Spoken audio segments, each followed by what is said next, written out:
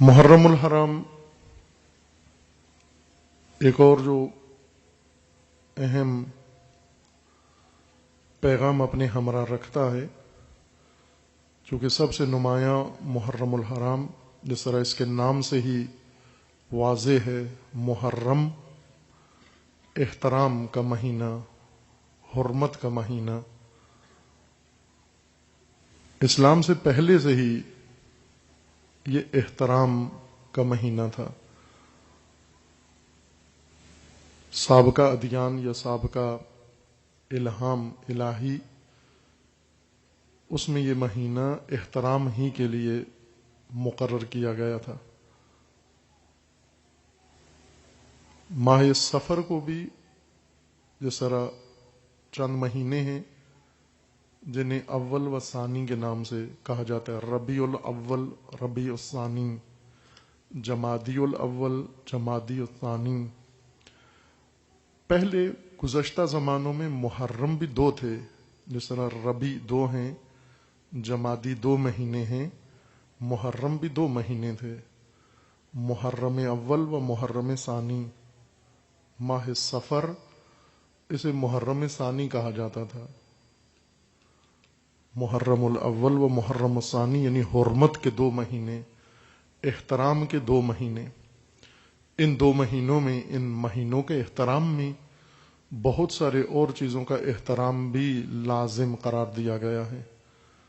حرم کا احترام، کعبہ کا احترام، حرم کے اندر موجود ہر چیز کا احترام ان محرم کے دنوں میں ہے۔ محرم میں مومن کا احترام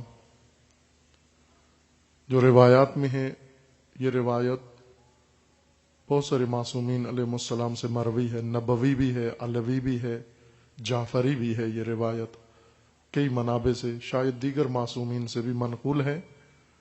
المؤمن اعظم حرمتا من الکعبہ، مومن کا احترام کعبہ سے زیادہ رکھا ہے اللہ نے۔ اعظم حرمتا، عظیم ہے حرمت و احترام مومن، کعبہ سے بڑھ کر ہے۔ لہذا ان مہینوں کے اندر احترام، صاحبان احترام کا احترام کیا جائے۔ یہ مہینہ حرمت سکھانے آتا ہے، احترام سکھانے آتا ہے، احترام کا پیغام لے کر آتا ہے۔ بے حرمتی نہ ہو، کسی کی بے حرمتی نہ ہو، ہر صاحب حرمت کی حرمت کی پاسداری کی جائے۔ مومن، حرم، مقدسات، دین، اقوام، اقارب، اولیاء، علماء، رہبران، پیشوا اور دیگر انسان،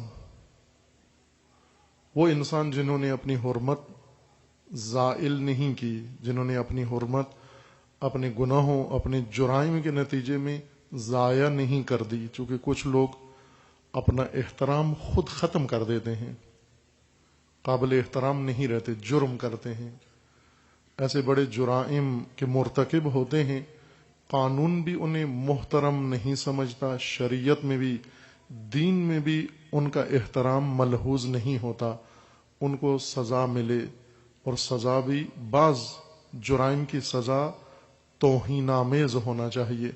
جس طرح عذاب الہی کی قسموں میں سے بعض اقسام توہین آمیز عذاب ہے، عذاب مہین، توہین آمیز عذاب۔ بعض عذاب ہیں درد آمیز ہیں، درد زیادہ ہے، عذاب علیم، الف کے ساتھ، علیم، علم، درد کے ساتھ ہے۔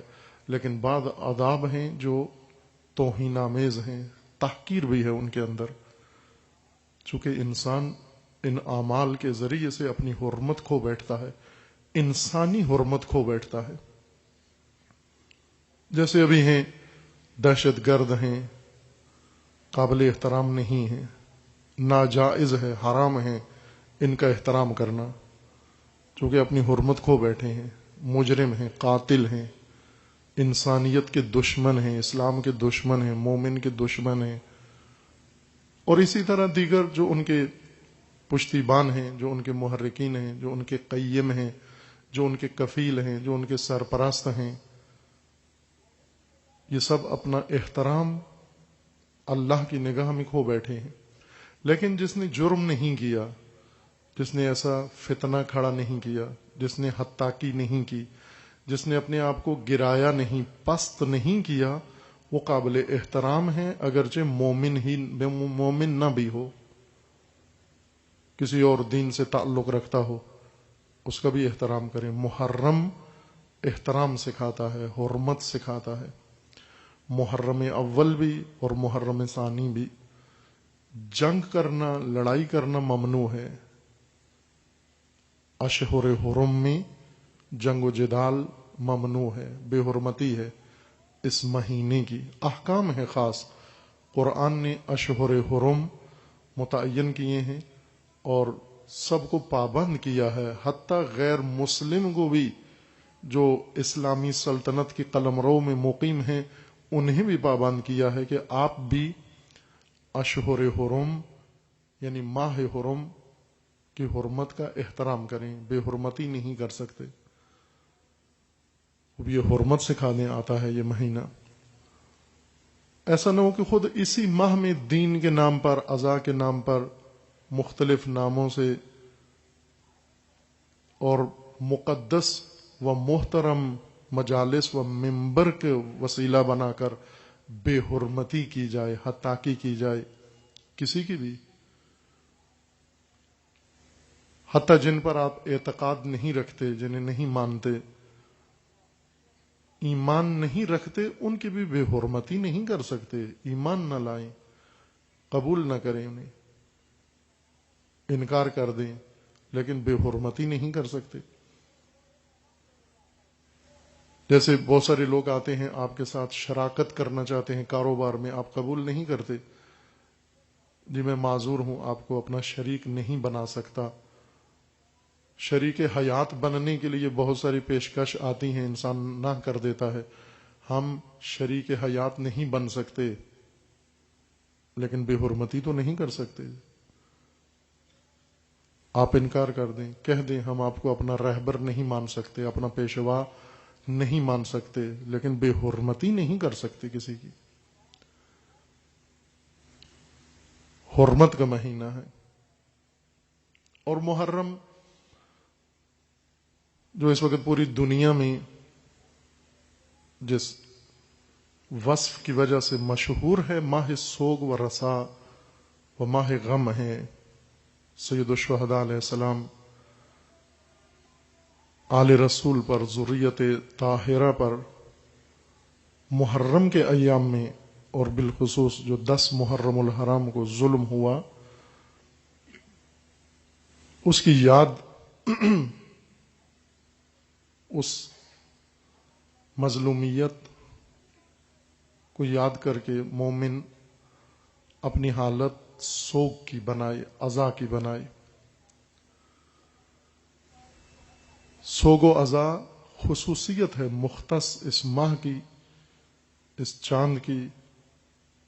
اب رواج عشرۂ اول پڑ گیا ہے، لیکن یہ ماہ کامل مکمل عزا کا مہینہ ہے، چونکہ رسا و عزا 10 محرم سے شروع ہوتی ہے، 10 محرم پہ ہم ختم کر دیتے ہیں۔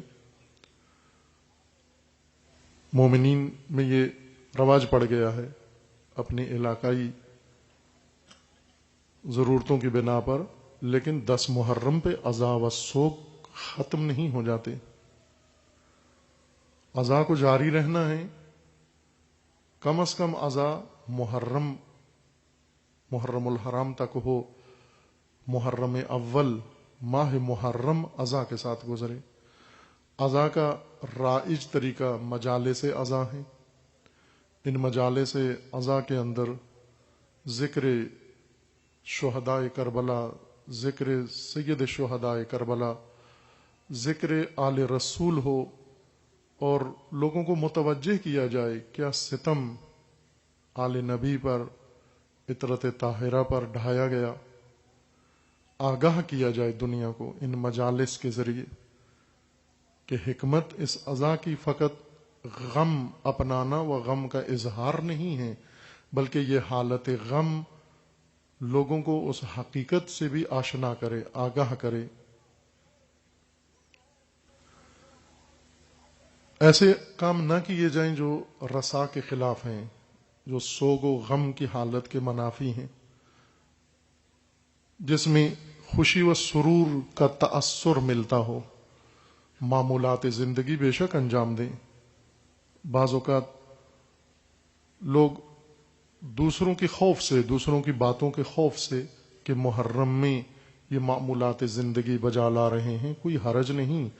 معمولات زندگی، کسب و کار آپ جاری رکھیں، لیکن کسب و کار کے اندر، کاروبار کے اندر، اپنی روزمرہ کی مصروفیت کے اندر، تعلیم و تعلم کے اندر، جو بھی آپ کا پیشہ ہے، جو بھی آپ کا کام ہے، اسی کے حالت میں حالت رسا و حالت غم و حالت سوگ محسوس ہو۔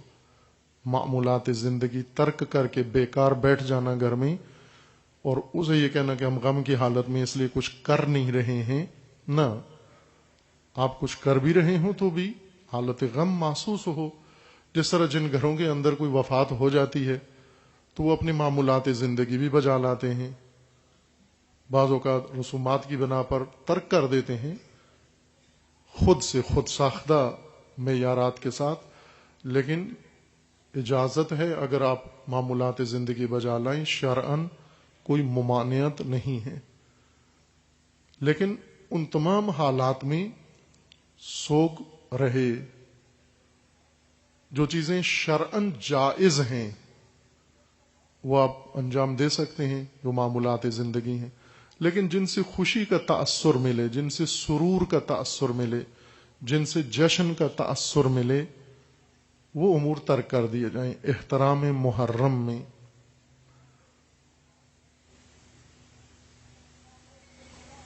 مجالس عزا برپا ہوں، مومنین مختلف مقامات پر مجالس عزا برپا کریں۔ اگرچہ مجالس عزا برپا کرنے میں کبھی بھی آسانی نہیں رہی،